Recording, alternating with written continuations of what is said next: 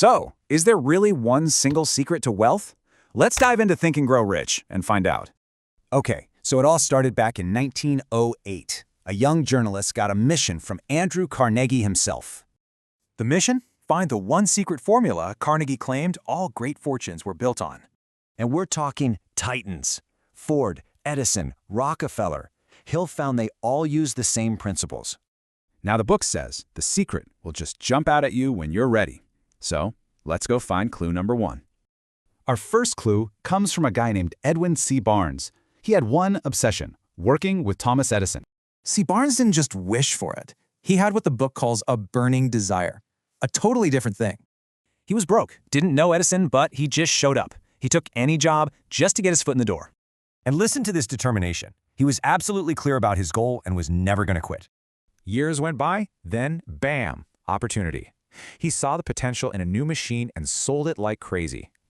So clue number 1 is that burning desire. But, that's not the whole story. Let's get to clue 2.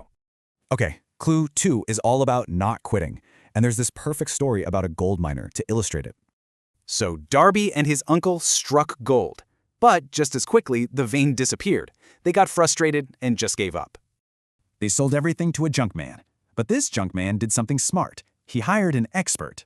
And what that expert found was, well, it was absolutely heartbreaking for the Darbys. The gold was just 3 feet away. 3 feet from where they had stopped digging. Can you imagine? Darby never forgot that lesson. He used that persistence to become a massively successful insurance salesman. So that's clue number 2, persistence. Okay, let's put these pieces together and crack this secret. First up, you need that all-consuming goal, that burning desire we talked about. Then, you gotta have a definite plan, a real practical way to get what you want. And finally, you stick with it. You don't stop 3 feet from gold. You need that persistence. And that is the formula. It's how a thought, an idea, becomes actual, real-world riches. The book calls this transmutation, and that's the big secret. Your thoughts can literally become things. So the big takeaway here is simple. Every single great fortune starts out as just an idea.